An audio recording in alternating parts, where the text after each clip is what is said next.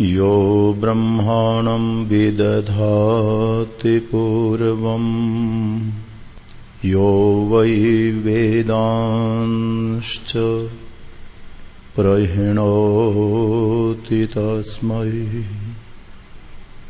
तमहदेवमात्मबुद्धिप्रकाशम् मुमुक्षुर्वै शरणमहं प्रपद्ये।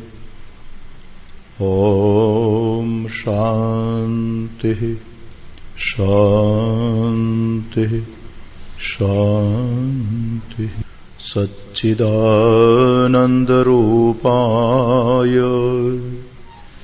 विश्वोत्पत्त्यादि हेतवे तापत्रयविनाशाय श्रीकृष्णाय वयं नमः। यं प्रव्रजन्तमनुपेतमपेतकृत्यं द्वैपायनो विरह कातर आजुहाव पुत्रेति तन्मयतया तरवोऽभिनेदुस् तं सर्वभूतहृदयं मुनिमानतोऽस्मि। जन्माद्यस्य यतोऽन्वयादितरतश्चार्थेष्वभिज्ञस्वराट् तेने ब्रह्महृदाय आदिकवये मुह्यन्ति यतसूरयः। तेजो वारिमृदां यथा विनिमयो यत्र त्रिसर्गो मृषा धाम्ना स्वेन सदा निरस्तकुहकम् सत्यं परं धीमहि। सत्यं परं धीमहि। ॐ शान्तिः शान्तिः शान्तिः। श्री कृष्ण गोविंद हरे मुरारे हे नाथ नारायण वासुदेवा। श्री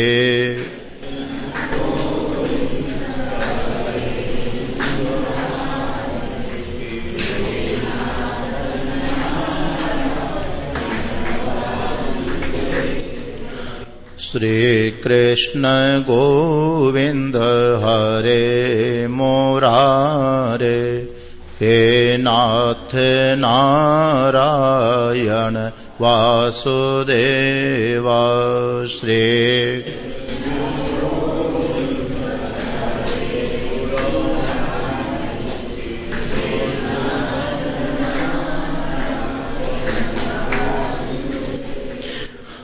श्री कृष्ण गोविंद हरे मुरारे हे नाथ नारायण वासुदेवा। श्री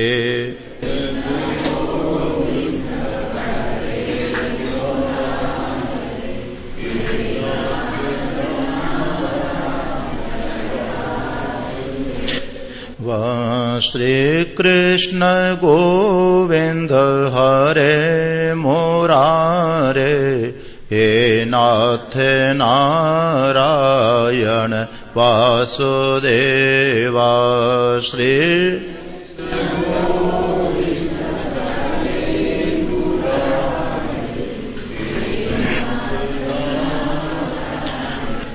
वासुदेव श्रीकृष्ण गोविन्द हरे मुरारे हे नाथ नारायण वासुदेव श्री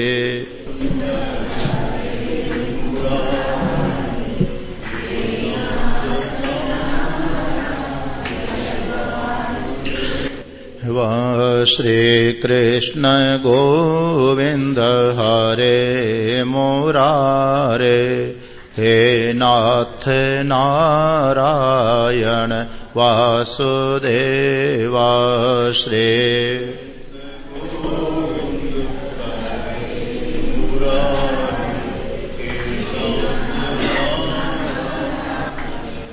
वासुदेव सच्चिदानंद भगवान की सत्य सनातन धर्म की सद्गुरुदेव महाराज की गोपाल कृष्ण भगवान की भागवत भगवान की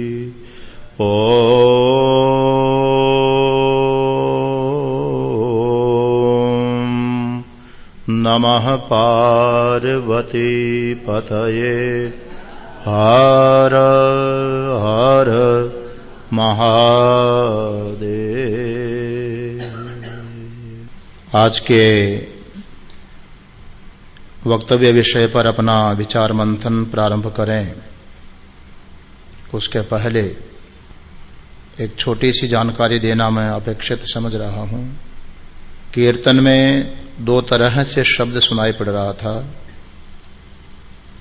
श्री कृष्ण गोविंद हरे मुरारे हे नाथ नारायण वासुदेव, और एक शब्द कहीं बीच में से ऐसे भी आ रहे थे, श्री कृष्ण गोविंद हरे मुरारी हे नाथ नारायण वासुदेव। तो मुरारी शब्द है कि मुरारे शब्द है, थोड़ा विचार कर।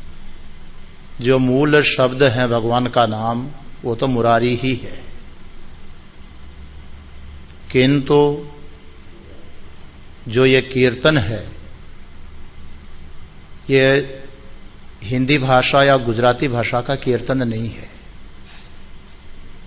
जितने भी शब्द प्रयोग में आए हैं संस्कृत भाषा के शब्द है, और संस्कृत भाषा में जब संबोधन करते हैं तो वहां संबोधन में ई को एकार हो जाता है। देखो आप हरे शब्द का प्रयोग कर रहे हैं, श्री कृष्ण गोविंद हरे, तो हरे शब्द है कि हरि शब्द है? भगवान को हरि बोलते हैं कि हरे बोलते हैं? हरि है भगवान का नाम, परंतु चूंकि इस कीर्तन में संबोधन है तो संबोधन में संस्कृत व्याकरण के अनुसार ई को ए बोलना पड़ेगा, तो हरि को हरे बोल रहे हैं आप, निर्विवाद बोलते हैं, इसमें कोई संदेह नहीं, सबके अभ्यास में है। लेकिन जब मुरारी शब्द आता है तो वहां पर आप मुरारी ही बोल देते हैं, जबकि बोलना चाहिए मुरारे। जब हरि को हरे बोलते हैं, इकारांत शब्द है दोनों ही, हरि भी इकारांत है, हरि अंत में ई आती है, और मुरारी इसमें भी अंत में ई आती है, इकारांत है। तो हरि को हरे बोलते हैं, ठीक इसी प्रकार से मुरारे शब्द को इस कीर्तन में मुरारे एक ही मात्रा बोली जाती है, मुरारे। श्री कृष्ण गोविंद हरे मुरारे हे नाथ नारायण वासुदेव।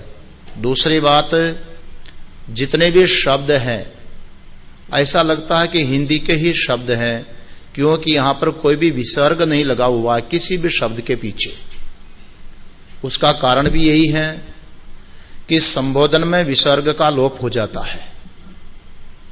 अगर संबोधन नहीं होता तो श्री कृष्ण गोविंद विसर्ग लगते, पर संबोधन होने के कारण विसर्ग हट गए तो सीधे सीधे नाम रह गए, श्री कृष्ण गोविंद ये अकारांत शब्द है, जो विसर्ग होती है वो हट जाती है, और इकारांत शब्द होते हैं तो ई को ए हो जाता है। एक जानकारी की दृष्टि से आप जिसको सुनना चाहते हैं उसके पहले मैंने आपको बताया, चूंकि बीच में व्यवधान आपको न हो। दवाई पहले ले लो ताकि आराम से सुन पाएंगे। आज का दिन अत्यंत पवित्र दिन है।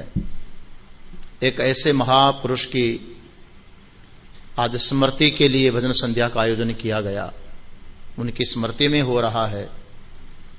डोंगरे जी महाराज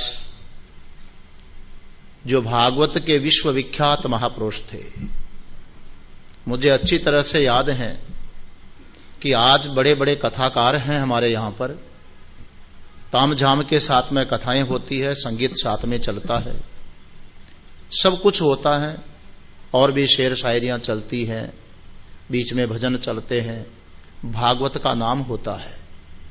लेकिन कई कथाकार तो ऐसे आप टेलीविजन के ऊपर देखते होंगे, भागवत का नाम है बाकी भागवत नहीं है। और जहां पर इस प्रकार से भागवत नहीं होती रही, कई विद्वान तो उस भागवत को पसंद ही नहीं करते थे। उनमें से एक हमारे इस प्रेमपुरी आश्रम के पूर्वाध्यक्ष, कैलाश आश्रम के दशम पीठाधीश्वर ब्रह्मलीन श्रद्धेय महाराज श्री जी, वो उस तरह की भागवत को कतई पसंद नहीं करते थे।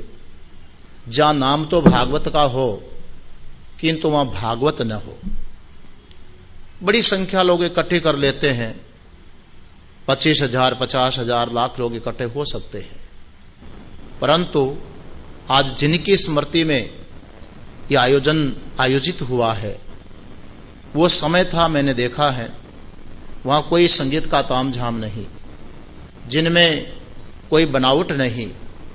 हकीकत में जो साक्षात शुकदेव स्वरूप थे और अपने समय के एक अद्वितीय प्रवक्ता थे, भागवत के जो बिल्कुल साक्षात भागवत बनकर के भागवत का पाठ करते थे, उच्चारण करते थे, कथा सुनाते थे। ऐसे स्वयं भागवत स्वरूप ब्रह्मलीन रामचंद्र डोंगरे जी महाराज की आज पुण्यतिथि पर उनकी स्मृति में जो कन्हूभाई परिवार के द्वारा, मेहता परिवार के द्वारा, उनके सहयोग से प्रेमपुरी आश्रम ट्रस्ट के द्वारा यह आयोजन जो आयोजित किया जा रहा है, आपका और हमारा सबका सौभाग्य है कि आज ऐसी पवित्र आत्मा के स्मरण के निमित्त हम भागवत का कुछ चिंतन करने जा रहे हैं। हमारे मंच के बड़े सुव्यवस्थित संचालक और इस आयोजन को व्यवस्थित करने में जिनकी अहम भूमिका रहती है, चिमन भाई सोलंकी, मेरे यहां आने से पूर्व इन्होंने मुझे फोन किया कि 8 तारीख को डोंगरे जी महाराज के स्मृति में भजन संध्या का आयोजन है और आपको उसमें 1 घंटे का समय निकालना है, तो किस विषय पर आप बोलना चाहेंगे पहले बताएं तो मैं तैयारी कर दूं, कागज पे लिख सकूं। तो मैंने कहा कि जो साक्षात भागवत स्वरूप है, उन महापुरुष के निमित्त ही आज की पुण्यतिथि है, तो भागवत पर ही अपना कुछ विचार, अपना चिंतन करके और अपने चित्त, अपने मन को पवित्र करना चाहिए। महापुरुषों की जो स्मृति है वो अपने शांति का बहुत बड़ा निमित्त बनती है। भागवत में ही आप लोग देखेंगे, महात्म्य प्रसंग में बड़ी सुंदर बात आई है। भक्ति बड़ी खिन्न होकर के और यमुना के तट पर बैठी हुई है, उनके पुत्र ज्ञान और वैराग्य दोनों के दोनों अचेतन अवस्था में सोए हुए हैं। तब उसी समय नारद जी महाराज का आगमन होता है। उनको देखते ही भक्ति को बड़ी शांति मिली और खड़ी होकर के प्रार्थना करने लगी, भो भो साधो क्षणम तिष्ठ मत चिंताम अपि नाशय। हे महाराज, ठहरो ठहरो, आप थोड़ी देर के लिए ठहर जाइए, आप मेरी चिंता मिटा दीजिए। आपका दर्शन करने से भी मुझे बड़ी शांति मिली है और आपके मुखारविंद से कोई वाक्य श्रवण करने को मिल जाएगा तो मेरा जीवन ही धन्य हो जाएगा, मैं सार्थक हो जाऊंगी। महाराज ठहरिए। एक महापुरुष को दर्शन और महापुरुष का स्मरण मात्र भी जीव को परम शांति देता है। इसलिए आज उन भागवत स्वरूप डोंगरे जी महाराज को निमित्त बना करके उनकी पावन स्मृति में हम भागवत के सार के रूप में थोड़ा विचार करने लगेंगे। श्रोतृवृंद, आप अच्छी तरह से इस बात को जानते हैं कि भागवत एक बहुत विस्तृत ग्रंथ है। 328 अध्याय जिसके अंदर, 12 स्कंद जिसके अंतर्गत हो और कई सारे प्रसंग जिसमें उपस्थित किए गए हो, उस एक भागवत ग्रंथ को जो 7 दिन में प्रवक्ता ठीक से उसका विश्लेषण नहीं कर पाता है, 6-6 घंटे नियमित रूप से पारायण करने पर, केवल 7 दिन में तो जिसका पारायण संभव है, व्याख्या की बात तो बहुत दूर, उस ग्रंथ को यदि किसी 1 घंटे में 40-45 मिनट में हम लोग समेटना चाहें तो ये तो बहुत बड़ी चुनौती कही जाएगी, बड़ा कठिन काम होता है। फिर भी यथामति भागवत के सारांश पर हम विचार करने का प्रयास करेंगे। भागवत ग्रंथ की एक पहली विशेषता है, सर्वोपनिषदो सारात जाता भागवती कथा। वेदोपनिषदो सारात, वेद और उपनिषदों के सारभूत से एक भागवत ग्रंथ उत्पन्न हुआ है। भागवत ग्रंथ साक्षात वेदों का सारभूत है। वेदों का सार तो वैसे उपनिषद है, पर यह समझो कि उपनिषदों को भी यदि समझना है तो आसानी से समझने के लिए भागवत एक बहुत बड़ा साधन व्यास जी महाराज ने हमारे सामने उपलब्ध करवाया है। अद्भुत ग्रंथ है, सारे वेद का सार तत्व है, वो होता है परम सत्य की खोज। ये जो नाम रूपात्मक संपूर्ण जगत दिखाई पड़ रहा है, प्रश्न खड़ा होता है कि आखिर इसका सत्य क्या है। जिसको देख रहे हैं, आ रहा है जा रहा है, आ रहा है जा रहा है, प्रति पल 1-1 मिनट में बदल रहा, क्षण भंगुर है सारा संसार। तो इस परिवर्तनात्मक जगत का एक सत्य क्या है, बहुत बड़ा प्रश्न खड़ा होता है, जिस सत्य की खोज में बड़े बड़े मनीषी अनादि काल से लगे हुए हैं। जितने भी दर्शनकार हैं, सबने सत्य का ही अन्वेषण किया, सत्य की ही खोज की है। श्रीमद् भागवत शास्त्र एक सत्य का अन्वेषण करने वाला ग्रंथ है। केवल राजा रानियों की कहानियां नहीं है, अवतार कथाएं मात्र नहीं है, वो कथाएं प्रसंग विशेष को लेकर के जो उपस्थित की जाती है, उसके पीछे जो छुपा हुआ रहस्य है कुछ और होता है। इसलिए भागवत ग्रंथ सत्य का अन्वेषक ग्रंथ है।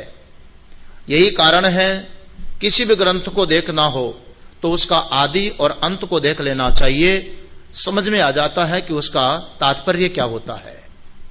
भागवत ग्रंथ का जो प्रारंभ हो रहा है वो होता है जो अभी आपने सुना था, जन्माद्यस्य तोन्वयादितरतच्चार्ते स्वभिज्ञ स्वराट तेने ब्रह्म हृदय आदि कवये मुह्यन्ति यत सूरयः तेजो वारि मृदाम यथा विनिमयो यत्र त्रिसर्गो मृषा धामना स्वेन सदा निरस्तु कुहकम सत्यम परम धीमहि।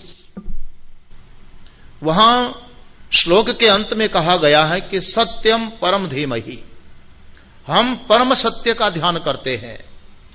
ये शब्द बड़े महत्वपूर्ण है। देखो, मंत्रों में गायत्री मंत्र महामंत्र बड़ा प्रसिद्ध माना जाता है और वेद में उपनिषद महत्वपूर्ण भाग माना जाता है, ज्ञान कांड माना जाता है। भागवत ग्रंथ में दोनों का ही बहुत सुंदर वर्णन हुआ है।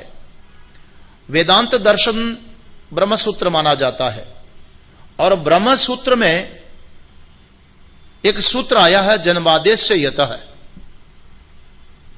जो 2 नंबर का सूत्र है। ब्रह्मसूत्र का जो पहला सूत्र है वो है अथातो ब्रह्म जिज्ञासा। थोड़ा ध्यान दीजिएगा भागवत की महिमा। अथातो ब्रह्म जिज्ञासा ब्रह्मसूत्र का पहला सूत्र है और उसका द्वितीय सूत्र आता है जन्मादेश यतः। पहले सूत्र का अर्थ होता है अथातो ब्रह्म आदेश का जो ये अथातो ब्रह्म जिज्ञासा का अर्थ है, वो अर्थ होता है कि कर्म और उपासना करने के अनंतर कर्म उपासना रूपी साधन से जिसने अपने अंतःकरण को, अपने मन को, अपने चित्त को अत्यंत निर्मल कर लिया है, कर्म और उपासना के द्वारा जिसके मन के मल और विक्षेप दोनों ही दोष मिट चुके हैं, वो व्यक्ति ब्रह्म तत्व की जिज्ञासा करने का अधिकारी है, ब्रह्म तत्व को जानने का अधिकारी है। उस व्यक्ति का ब्रह्म सूत्र में, वेदांत दर्शन में प्रवेश हो सकता है। जिस व्यक्ति ने कर्म और उपासना के द्वारा अपने अंतःकरण को शुद्ध कर लिया है, वो ब्रह्म की जिज्ञासा करे, वहां पर अर्थ आता है। इसलिए भागवत की विशेषता आप देखिए, उस पहले सूत्र को ही भागवतकार ने छोड़ दिया, उसको उठाया ही नहीं। भागवत चूंकि वेदांत है, इसलिए वेदांत को लेना तो बहुत जरूरी था, परंतु पहला वेदांत दर्शन का सूत्र छोड़ करके दूसरे सूत्र से आरंभ किया है। वहां ब्रह्म सूत्र में जिस ब्रह्म की जिज्ञासा करनी चाहिए, जिस ब्रह्म को जानने की बात कही गई है, दूसरे सूत्र में उस ब्रह्म का लक्षण बताया है, जन्मादेश्य यतः, वो ब्रह्म क्या है। तो वेदांत सूत्र में, ब्रह्म सूत्र में बताया है कि ब्रह्म वो है जिससे जन्मादि हो रहा है, जिससे इस संपूर्ण नाम रूपात्मक जगत की उत्पत्ति हुई है। वो ब्रह्म तत्व है जिसको जानने के लिए कहा गया कि सारा का सारा जो उत्पन्न हुआ जगत, जिसे ब्रह्म सत्ता में ही टिका हुआ है, ब्रह्म के बिना जिनका अस्तित्व संभव नहीं है, और अंत में जितना भी संपूर्ण नाम रूपात्मक जगत है उस ब्रह्म तत्व में ही विलय हो जाता है। जिस ब्रह्म से पैदा हुए हैं, जिस तत्व से, जिसमें स्थित है और जिसमें विलय हो जाएगा, वो है ब्रह्म। उसको जानने की जिज्ञासा की बात कही गई। अब वही दूसरा सूत्र श्रीमद् भागवत महापुराण में आप देखिए, उसी से भागवत का प्रारंभ हो रहा है। जन्मादेश्य तो अन्वयादितर्थ चार्थे स्विज्ञ स्वराट। वो दूसरे नंबर के सूत्र को भागवत में सबसे पहले शब्द में व्यास जी ने रख दिया है। प्रारंभ ही यहां से किया है। यदि ब्रह्मसूत्र का विस्तार भूत भागवत ग्रंथ है, उसकी विस्तृत व्याख्या है भागवत, तो पहले सूत्र को क्यों छोड़ दिया। इसलिए पहले सूत्र को छोड़ दिया कि ब्रह्म सूत्र में बहुत बड़ी शर्त रखी गई है, अरे जब तक कर्म उपासना के द्वारा चित्त का मल विक्षेप दोष नहीं मिटेगा, आप वेदांत दर्शन को समझ नहीं पाओगे, उस ब्रह्म तत्व को जानने के अधिकारी नहीं होंगे। परंतु भागवतकार उससे सहमत नहीं है। ये भागवत एक ऐसा ग्रंथ रचा है उन्होंने कि कोई बात नहीं, आप कर्म उपासना करके आए हो, ठीक, बहुत अच्छी बात, आप भागवत सुनो। कर्म और उपासना नहीं की, आपने अंतःकरण शुद्ध नहीं किया, कोई बात नहीं, आप भागवत सुनो, वेदांत समझ में आ जाएगा। प्रश्न खड़ा हुआ कि जब कर्म और उपासना के द्वारा हमने अपने अंतःकरण को के जो मल और विक्षेप दोष उनको मिटाया ही नहीं, तो वेदांत समझ में कैसे आ जाएगा, ब्रह्म तत्व जानने में कैसे आ जाएगा। व्यास जी महाराज ने इसलिए सूत्र उठाया है कि भागवत की विशेषता है, अधिकारी हो तो भी भागवत सुनो, और अधिकारी नहीं हो, आपने कर्म उपासना करके मल विक्षेप दोष को नहीं मिटाया, तो भी भागवत श्रवण करो। भागवत श्रवण करने से भी मल विक्षेप की निवृत्ति हो जाएगी और आप अधिकारी बन जाओगे। ये इस भागवत की बहुत बड़ी विशेषता है। अधिकारी को भी भागवत श्रवण करना चाहिए, और जो अधिकारी नहीं है उसको भी भागवत श्रवण करना चाहिए। इस बात को भागवत में दिखाया गया है। अभी अधिकारी स्कंद में आपके लिए सामने थोड़ा उसका निरूपण करके बताएंगे। दूसरी बात, ये जो गायत्री महामंत्र है, इस गायत्री महामंत्र का भाष्य है भागवत। सत्यम परम धीमहि। गायत्री मंत्र में क्या आया, तत्सवितुर्वरेण्यम भर्गो देवस्य धीमहि। वो जो देव है जिसके भर्ग के ध्यान की बात की गई है, वही ब्रह्म तत्व है, वही सूर्य तत्व है। सूर्यो आत्मा जगतस्तस्तु षष्ठ, वेद का मंत्र आया है कि चराचर जगत की जो आत्मा है वो सूर्य है, अर्थात परमात्मा है। उस परमात्मा के ध्यान की बात, उसके चिंतन की बात, उसके चैतन्य प्रकाश का, उसके भर्ग का ध्यान बताया गया। इसलिए गायत्री महामंत्र का विस्तार है श्रीमद् भागवत महापुराण। इस भागवत महापुराण में बड़ी विशेषता आई है कि पहले अधिकारी स्कंद आया है, और अधिकारी स्कंद में यही विचार किया गया कि भागवत किसको तो सुननी चाहिए और किस व्यक्ति को सुनाना चाहिए।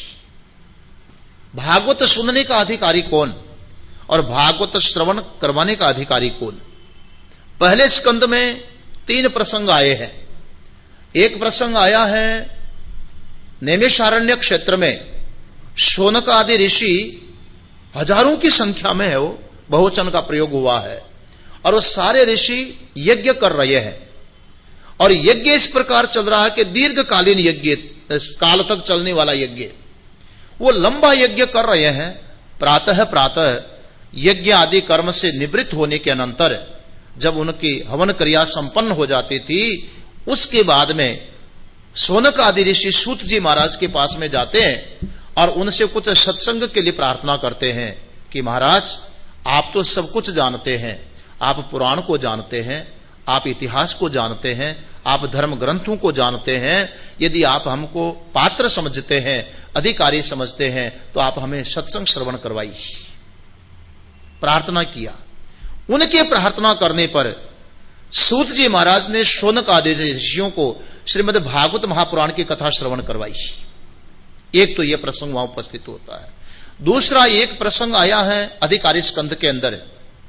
व्यास जी महाराज का जब प्राकट्य हुआ तो व्यास जी चूंकि भगवान का अवतार है, और व्यास जी के मन में विचार आया कि थोड़े समय के बाद तो कलयुग आ रहा है, और जब कलयुग आएगा तो कलयुगीय प्राणियों का कल्याण कैसे होगा। उनमें अधिकारिता का अभाव होगा, योग्यता नहीं होगी। वेद के जो अधिकारियों का वर्णन किया गया है वैसे अधिकारी कलयुग में मिलना ही बहुत मुश्किल होगा।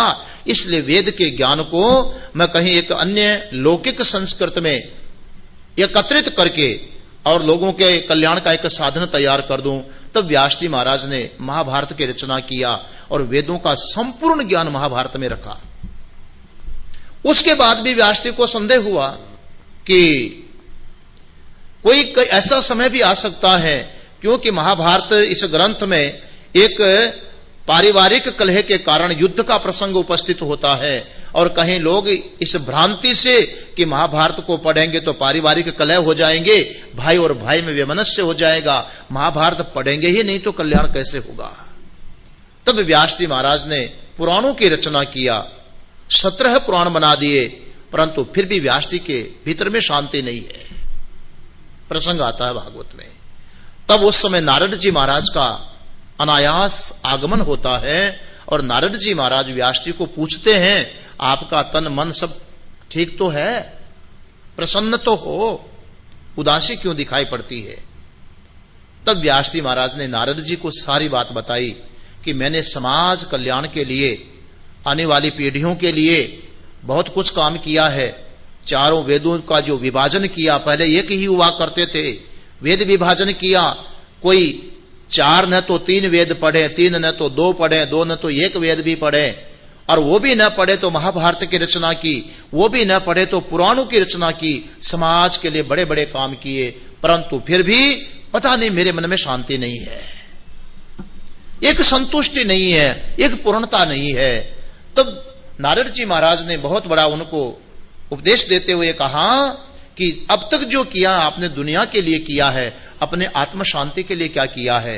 ऐसी कोई रचना करो, ऐसा कोई विचार रखो, ऐसा कोई चिंतन करो जिसमें शांत स्वरूप परमात्मा का चिंतन हो, तब ताकि अपने भीतर में शांति आवे। प्रेरणा पाकर के व्यास जी महाराज ने और फिर श्रीमद् भागवत महापुराण की रचना किया और निवर्ति प्रायण सुखदेव जी को श्रवण करवाया। अधिकारी स्कंद में प्रसंग आया है। तीसरा एक प्रसंग उपस्थित होता है। राजा परीक्षित को एक ऋषि बालक का शाप लगा है, 7वां दिन तक्षक दंश करने से परीक्षित की मृत्यु होगी। शाप लगा है, कथा आप सबको याद है। वो शाप की बात सुनते ही राजा परीक्षित ने उसको शाप नहीं वरदान समझ लिया, क्योंकि विवेकशील पुरुष था। वो बहुत सुंदर प्रसंग वहां पर आया है क्यों परीक्षित को वैराग्य हुआ? इसलिए कि क्यों विवेक हुआ? इसलिए कि उनकी मां भगवत भक्त थी, उसकी दादी बड़ी सहृदया थी, उनकी दादी परदादी भगवान की परम भक्त थी, उनके पिता धर्म रक्षक थे, उनके दादा परम धर्म रक्षक थे, उनके पूर्वजों का, माता का, पिता का, दादा का, दादी का, परदादी का जो संस्कार था उनके भीतर में आता है और शाप की खबर सुनते उनको वैराग्य हो जाता है। परीक्षित को वैराग्य हुआ, गंगा किनारे जाकर के बैठ गया, भजन करूंगा, सत्संग सुनूंगा, साधना करूंगा, लेकिन कभी सोचा भी नहीं था कि साधना बिना गुरु के कैसे कर पाऊंगा। विचार बहुत अच्छे थे, बैठे थे गंगा के किनारे स्नान करके सवेरे सवेरे, और इतने में देखा कि सामने से एक महापुरुष का आगमन हुआ है। तत्रा भवद भगवान व्यासपुत्र यदृच्छया गामट मानोनपेक्ष। भगवान व्यास पुत्र सुखदेव जी महाराज का आगमन होता है। स्वतंत्र विचरण करने वाले, अलक्ष्य लिंगो निजलाभ तुष्ट वर्तश्च वाले रवधूत वेश। देखने से नहीं समझ में आ रहा था कि यह कौन है, कोई सिद्ध पुरुष है कि कोई पागल है, कोई ब्राह्मण है कि कोई क्षत्रिय है, जिनकी कोई पहचान नहीं, कोई लिंग नहीं, कोई पहचान नहीं। लेकिन निजलाभ तुष्ट, ओ अपने स्वरूप में मस्त है, मग्न है, मान और अपमान से सर्वथा ऊपर उठे हुए हैं। ग्रामीण स्त्रियां गालियां दे रही हैं, बच्चे वो हल्ला कर रहे हैं, पत्थर फेंक रहे हैं, लेकिन उसका कोई भी उनके दिल मन में कोई प्रभाव नहीं है। ऐसे महापुरुष का आगमन हुआ।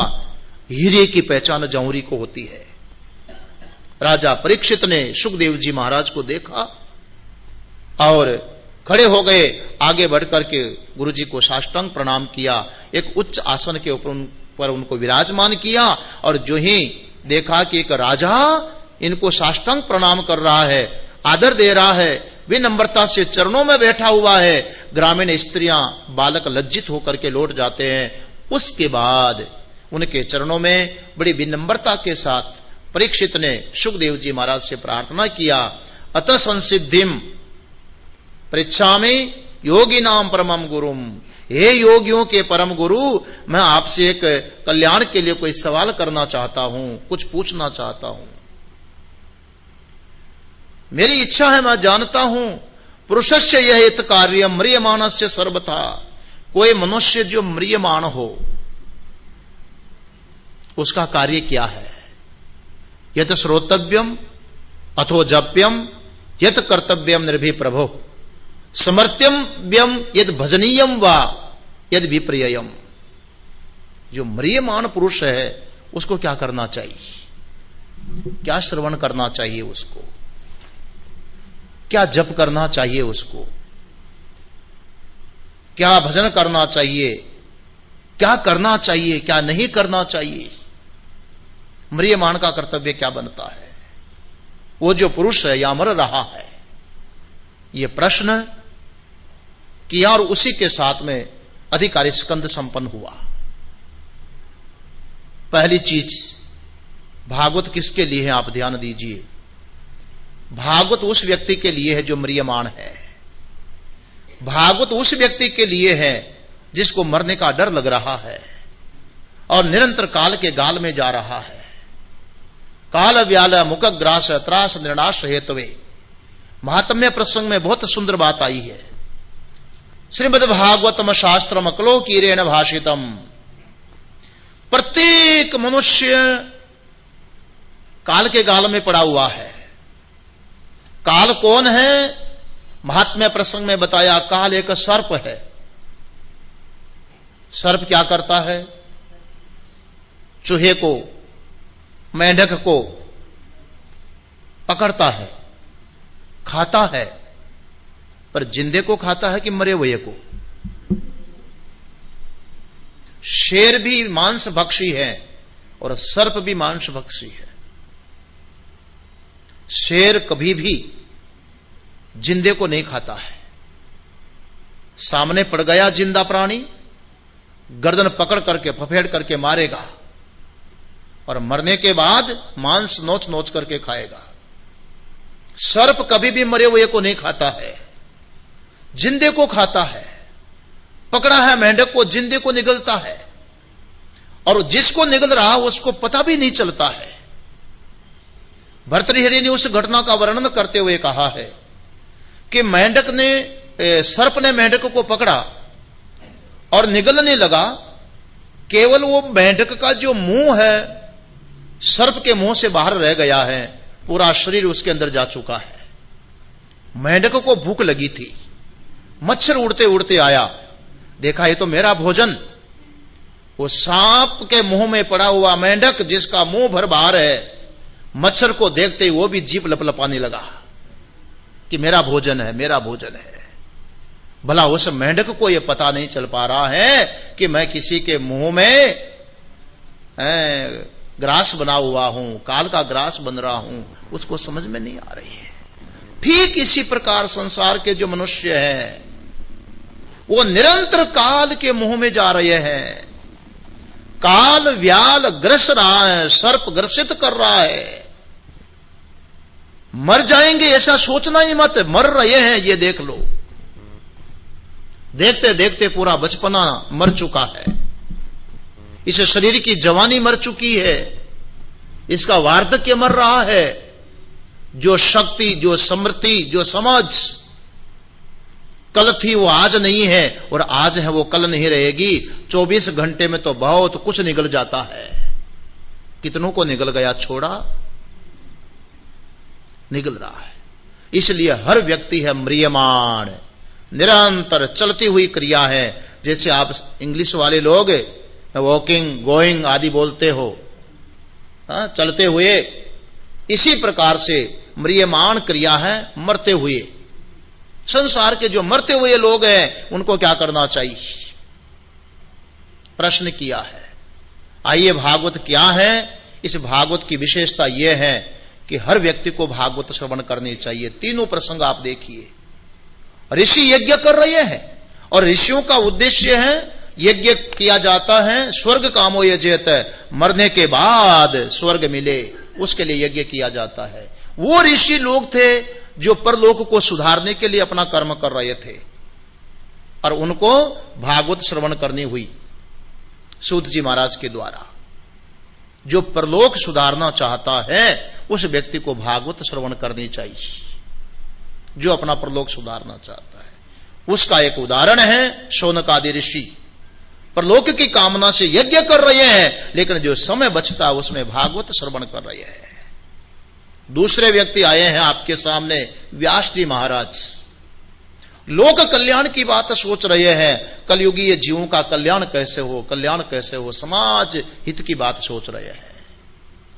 भागवत उन लोगों को श्रवण करना चाहिए जो समाज कल्याण का काम करते हैं। कौन, सोशल वर्कर क्या बोलते हैं आजकल आप लोग, जो समाज का काम करते हैं, सेवा का काम करते हैं, दूसरे का हित चिंतन करते हैं, जो कर्मयोग को महत्व देते हैं, उन लोगों के लिए आया है कि उनको भागवत श्रवण करना चाहिए। व्यास जी को तब तक शांति नहीं हुई जब तक वो भागवत चिंतन नहीं किया है। श्रवण करके भागवत चिंतन होना चाहिए, तभी उसको शांति मिलेगी। सब कुछ आप कितने सेवा कर लो, कितना सामाजिक कार्य करो, लेकिन अपने शांति तभी प्राप्त कर पाओगे जब अपने जीवन में भागवत को आप श्रवण करेंगे। अधिकारी होने की जरूरत नहीं, आप अधिकारी बन जाओगे सुनते सुनते। ये भागवत की विशेषता है। तीसरा व्यक्ति है राजा परीक्षित।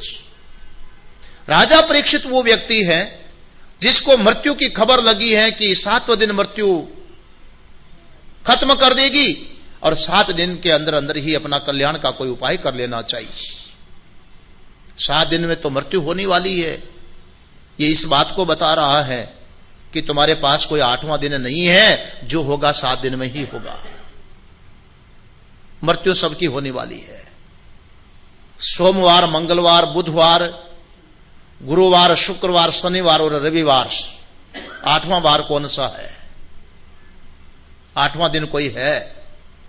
जो होना है मृत्यु तो 7 दिन में होनी है, और दौड़ी हुई मृत्यु आ रही है। संसार के सब काम में कुछ हो सकता, होगा कि नहीं होगा, होगा कि नहीं होगा, पर मृत्यु आएगी कि नहीं आएगी यह किसी को संदेह नहीं होता। शरीर की मृत्यु अवश्य आने वाली है। अब वो काल कब ग्रस लेगा कुछ नहीं कहा जा सकता। तो ऐसी स्थिति में एक आत्म कल्याण चाहने वाले व्यक्ति को, अपना मोक्ष चाहने वाले व्यक्ति को सब कुछ छोड़ करके अपने कल्याण के लिए, भगवत चिंतन के लिए निकलना पड़ना चाहिए। जो आत्म कल्याण चाहता है उसको भागवत सुननी चाहिए। राजा परीक्षित को सुखदेव जी के द्वारा भागवत श्रवण करने को मिलेगी। जो समाज कल्याण चाहता है उसको भागवत श्रवण करना चाहिए। जो परलोक सुधारना चाहता है उसको भागवत श्रवण करना चाहिए।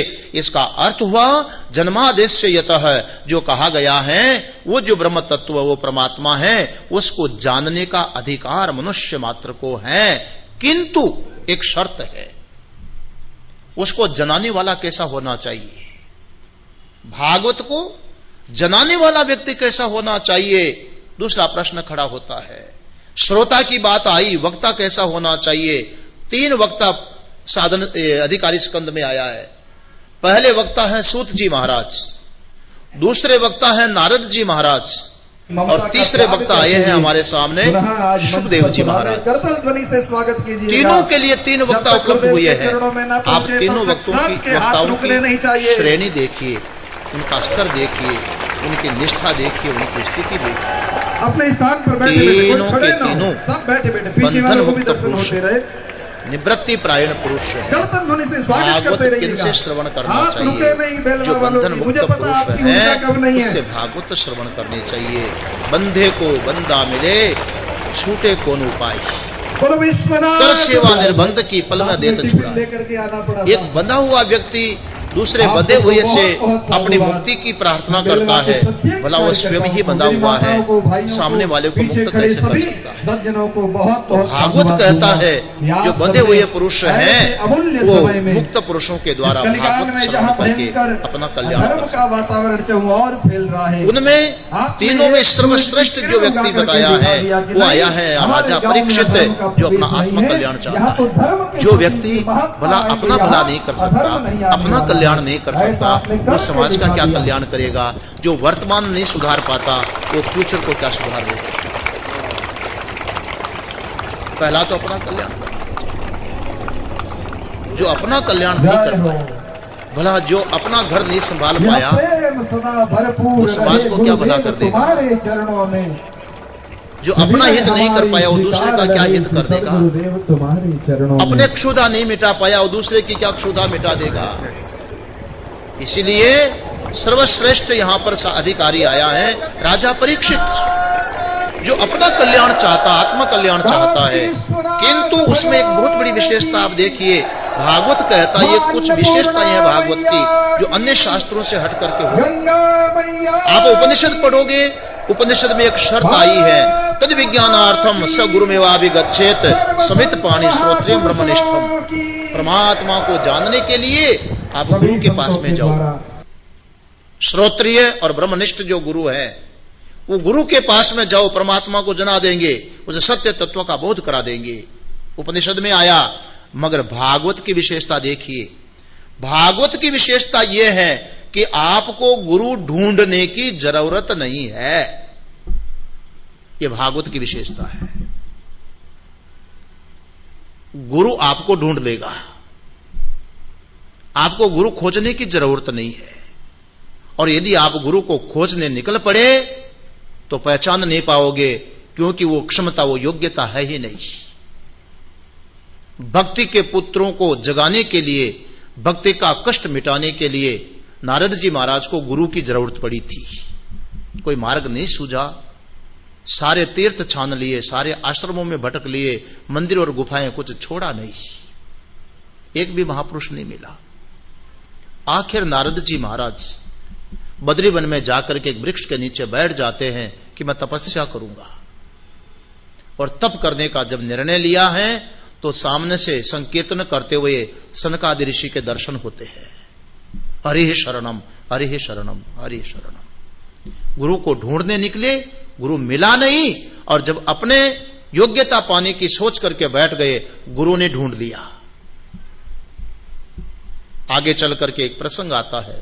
ध्रुव जी महाराज, ध्रुव जी महाराज को मां के शब्दों की चोट लगी। सौतेली मां ने कुछ चुभते हुए शब्द बोले, जा भजन कर, इस आसन पर आना है तो भगवान को खुश कर ले। रोता हुआ बालक जन्मदात्री मां सुनीति के पास में गया। सुनीति ने भी समर्थन कर दिया कि बेटा मन की इच्छा पूरी कर दी हो तो भगवान की भक्ति करना चाहिए। और वो बालक भगवान की भक्ति करने के लिए निकल पड़ा मधुवन की ओर। उसने मां से पूछा नहीं कि मां भक्ति कैसे होगी, कौन गुरु मिलेंगे जो मुझे उपाय बताएंगे, मंत्र क्या होगा, समाधि अभ्यास कैसे होगा, क्या पूछा है बालक ने? एक विचार था, भक्ति करूंगा, भजन करूंगा, साधना करूंगा। और जब मधुवन में प्रवेश करने लगा, सामने से नारद जी महाराज अनायास उस बालक को मिल गए। गुरु को ढूंढा नहीं, अपितु गुरु ने चेले को ढूंढ लिया। ध्रुव की परीक्षा की और परीक्षा किया तो देखा है तो एकदम दृढ़ निश्चयवान बालक है। खूब परीक्षा किया कि वापस लौट जा, उस आसन पर मैं ऐसे ही बिठा दूंगा, तेरे पिता मेरे शिष्य हैं। पर ध्रुव कहता नहीं बाबा, वापस तो नहीं लौटूंगा, भजन करूंगा, भजन करूंगा। नारद जी कहते भजन करूंगा, कैसे करेगा भजन, कौन सा जप करेगा, मंत्र क्या होगा? बालक विनम्रता से कहता भगवान मैं तो बालक हूं, मैं तो अज्ञ बालक हूं, लेकिन आप तो महापुरुष हैं, आप बता दीजिए, मैं वही मंत्र जपूंगा, आप बता दीजिए, मैं वही साधना करूंगा। अनायास नारद जी महाराज का हाथ बालक के सिर पर चला गया। गुरु ढूंढने से नहीं मिलते, हम अधिकारी हो जाते हैं तो गुरु हमें ढूंढ लेते हैं। यह भागवत एक विशेषता दे रहा है। परीक्षित को शाप लगा, गंगा किनारे जाकर के बैठा, स्नान किया, सत्संग करूंगा, लेकिन इस गहन रहस्य को, इस वेदांत रहस्य को आत्मा बहुत कौन करवाएगा? बिना गुरु के तो ज्ञान संभव नहीं है महाराज। आचार्यादेव, आचार्य से ही ज्ञान होता है, उनसे प्राप्त विद्या ही सार्थक होती है। एक बैठे हैं भजन का निमित्त लेकर के और सामने से सुखदेव जी महाराज आ गए। गुरु ने शिष्य को ढूंढ लिया। भागवत बता रहा है आप गुरु खोजो मत, अधिकारी बन जाओ, अपनी पात्रता बना लो, अपने आप भगवान स्वयं आपके लिए गुरु की व्यवस्था कर देंगे। जो जिस स्तर का होगा, जिस स्तर का अधिकारी होगा, उसके अनुरूप उनको गुरु की प्राप्ति हो जाएगी। आखिर में एकादश स्कंद में नारद जी महाराज द्वारका आते हैं और वसुदेव जी महाराज नारद जी महाराज को कहते हैं कि मोह बंधन कैसे कटे, कल्याण कैसे होगा। वो वसुदेव जी जिन्होंने भगवान श्री कृष्ण को पुत्र के रूप में प्राप्त किया है, और वो भगवान श्री कृष्ण जिन्होंने अर्जुन के शोक मोह की निवृत्ति किया, गीता का उपदेश दिया है, और उनके पिता के मन में शोक पड़ा हुआ, मोह पड़ा हुआ है, संसार बंधन पड़ा हुआ है, कैसे निवृत्ति होगी? आखिर वो ज्ञान नारद जी महाराज के द्वारा प्राप्त हुआ।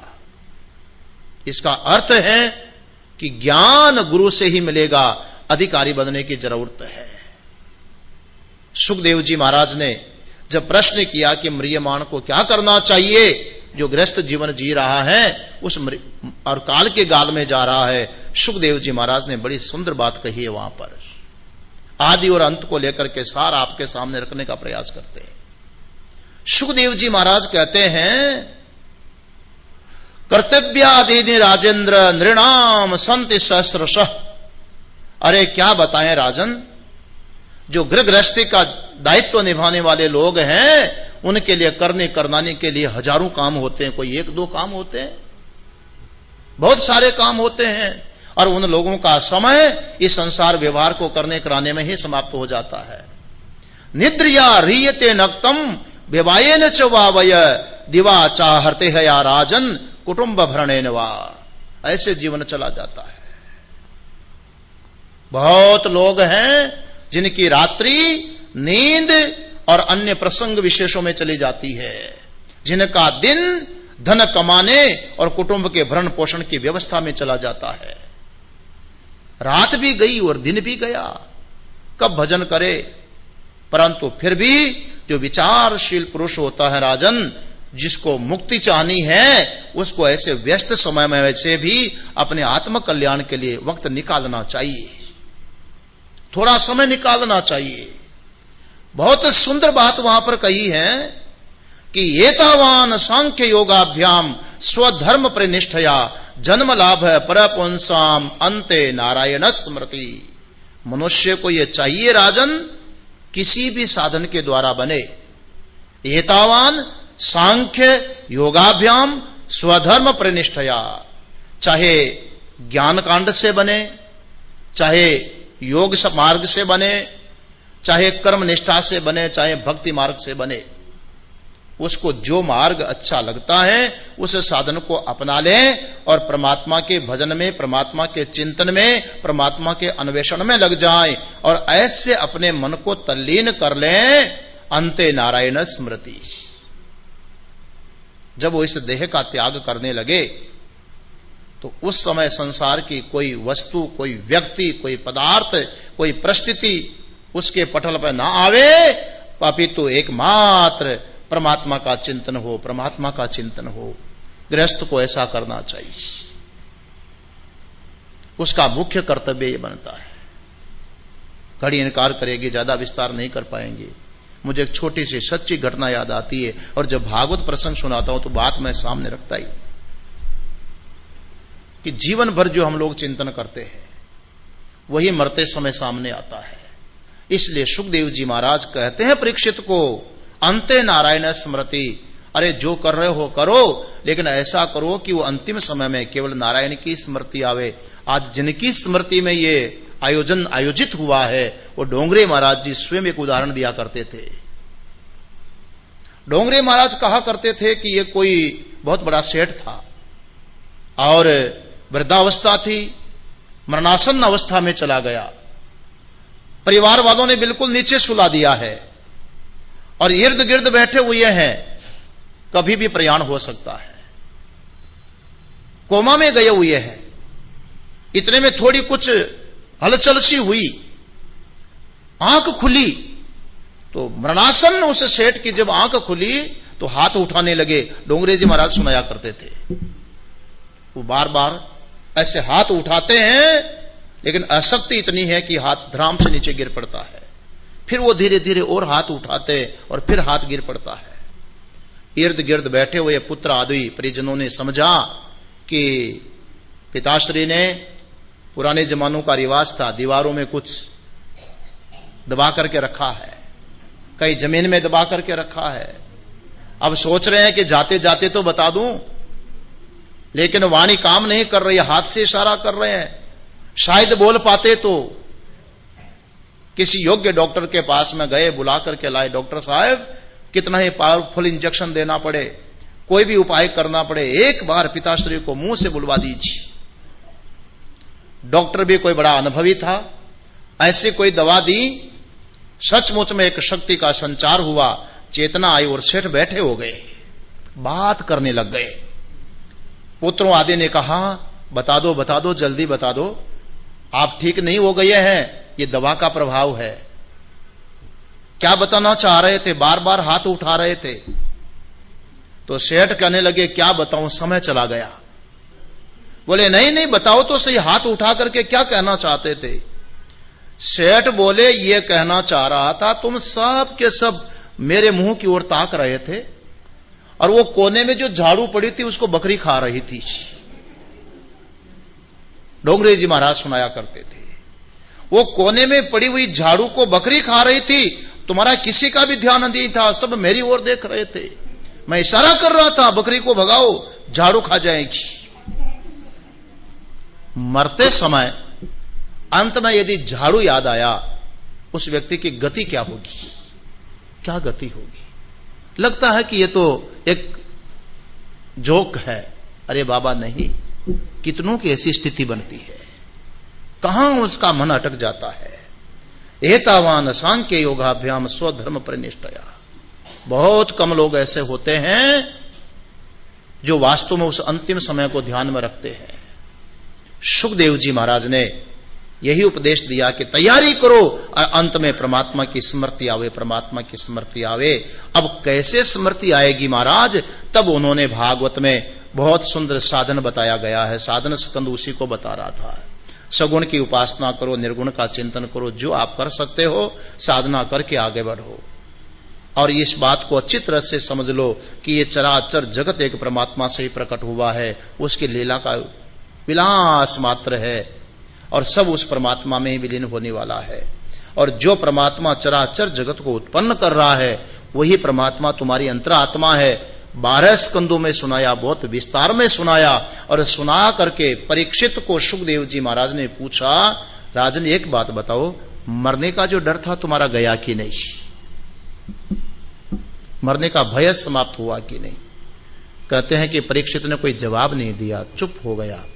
सुखदेव जी महाराज को अच्छा नहीं लगा और कहने लगे, तुम तो राजन मरिष्यति पशु बुद्धि तो इमाम जही।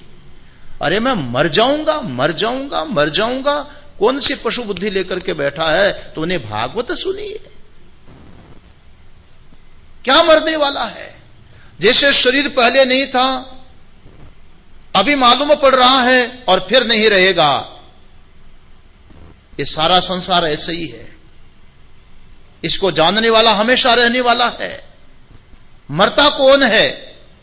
ये सारा द्वैत जो जगत है, नाम रूप जगत है, बन रहा और बिगड़ रहा है, उस परमात्मा में अध्यस्त है। वो अधिष्ठान सत्ता का कुछ नहीं बिगड़ता है। वो अधिष्ठान सत्ता तुम्हारी आत्मा है, तुम्हारा स्वरूप है। अहम ब्रह्म परम धाम, ब्रह्माहम परमम पदम। ये समीक्षा करो, अब तुम्हारी आत्मा के भीतर इस तत्व को समझो कि जिससे चराचर जगत पैदा हुआ है, जिस सत्ता में दुनिया चल रही है और आखिर में जिसमें विलय हो जाएगा, वो परमात्मा तुमसे दूर नहीं है, वो परमात्मा तुम्हारी अंतरात्मा है। इस चीज को तुम निश्चय कर लो। जो वेदांत का सार है यही। आप उपनिषद पढ़ो तो यही कहेंगे, तत्वमसि निश्चय करो, अहम ब्रह्मास्मि निश्चय करो। और भागवत कहती है अहम ब्रह्म परम धाम ब्रह्म अहम परमम पदम। वही उपदेश भागवत दे रहा है। और जिस उपदेश को सुनने के बाद फिर कहा अब कोई लाभ हुआ, तब परीक्षित कहने लगा, भगवन तक्ष का दिव्यो मृत्युभ्यो न विभ्यम्य हम प्रविष्टो ब्रह्म निर्वाणम अभयम दर्शितम त्वया। गुरुदेव, यह आपकी कृपा है। आज मैं इस स्थिति में पहुंच गया हूं कि वो ऋषि के द्वारा शापित एक तक्षक तो क्या, हजारों हजारों तक्षक आकर के इस शरीर को दंश कर ले, लेकिन मुझे आत्मस्वरूप ब्रह्म तत्व का बाल भी बांका नहीं हो सकता है। मैं उस स्थिति में, उस मुक्त अवस्था में पहुंच चुका हूं, मेरा तो बाल भी बांका नहीं हो सकता है। आपने ऐसा ज्ञान दिया, ऐसी अनुभूति करा दी कि सारे ज्ञान का आपने नाश कर दिया है। भागवत वही ग्रंथ है, केवल राजा और रानियों की कहानियां नहीं है। अधिकारी बने, और अधिकारी बनने के लिए बहुत कुछ करने की जरूरत नहीं है, एक निश्चय करने की जरूरत है। गुरु अपने आप भगवान व्यवस्था करेंगे। और भागवत यह कहता है कि जो परमात्मा है, जगत की अंतरात्मा है, वही तुम्हारा अंतर स्वरूप है। वो परमात्मा तुमसे कतई दूर नहीं है, तुमसे भिन्न नहीं है। जब परमात्मा तुम्हारी अंतरात्मा है तो तुमको भय किस बात का है? तुम्हारा स्वरूप है, तब तुमको भय किस बात का है? ये सार तत्व भागवत ग्रंथ बता रहा है। आज एक इस पवित्र दिवस में एक महान पुण्य आत्मा को स्मरण करते हुए, जिन्होंने सारा जीवन भागवत ग्रंथ को दिया है, अब उसको 40-45 मिनट में वर्णन कर पाना ये तो बहुत बड़ी चुनौती है। लेकिन जितना भी भागवत का अंश हम लोग लेकर के चिंतन कर सके, देखो मिश्री जो होती है उसको आप किसी भी कोने से खाइए, मधुर ही होगी। भागवत को आप कहीं से भी उठाइए, वो तो अपना आत्मकल्याण करने वाला ही होगा। ऐसे परम पवित्र ग्रंथ को स्मरण करने का जो आज दिन है, वो महान पुण्यात्मा जो साक्षात भागवत स्वरूप थे डोंगरे जी महाराज, ये शब्द, ये भाव उनके अव्यक्त स्वरूप के प्रति समर्पित करते हुए, और आज इस अवसर पर जो अपनी वाणी पवित्र करने का सौभाग्य मुझे मिला है, ये तो सबसे बड़ा तो मैं आभार प्रेमपुरी आश्रम ट्रस्ट का ही मानूंगा, जो प्रतिवर्ष इस समय यहाँ आकर के और अपनी साधना करने का मुझे अवसर प्राप्त होता है। और उसमें हमारे गिरीश भाई, चिमन भाई, झुंझुनवाला जी, देखो ऐसे ट्रस्टी लोग हैं जो नियमित बैठ करके सामने रह करके देखते रहते हैं कि कहीं बाबा उल्टा सीधा न बोल जावे। ये मंच बहुत व्यवस्थित मंच है, ये सुनने नहीं आते हैं, ये परीक्षक होकर के बैठते हैं। और मैं कहता हूं कि बैठना चाहिए, जानना चाहिए। बहुत अच्छी बात है। प्रेक्षक होकर के बैठेंगे, कहीं खुद की भूल होगी तो भी निकल जाएगी, और अपने साथ साथ सभी का कल्याण होगा। तो पूरे ट्रस्टों मंडल की ओर से जो व्यवस्था रहती है, और आज उसके निमित्त जिनका बहुत बड़ा सौजन्य रहा है, हमारे कनु भाई का, मेहता परिवार का, उन सब के लिए बहुत बहुत मंगल कामना करते हुए आप सभी ने शांत रूप से बैठ करके श्रवण किया है। सभी के लिए एक मंगल भावना देते हुए, सबके कल्याण की पवित्र भावना करते हुए मैं अपने वक्तव्य को विराम दूंगा। हरि ओम तत्सत, हरि ओम तत्सत, हरि ओम।